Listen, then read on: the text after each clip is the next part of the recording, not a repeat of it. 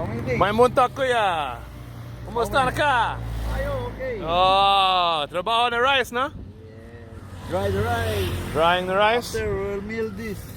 Almost dry enough to mill? Yes, this afternoon. Oh, Then, sige. We have rice now. After. Pila de kilos na? Oh, one bag of rice, not yet milled, 35 kilo. Okay, okay.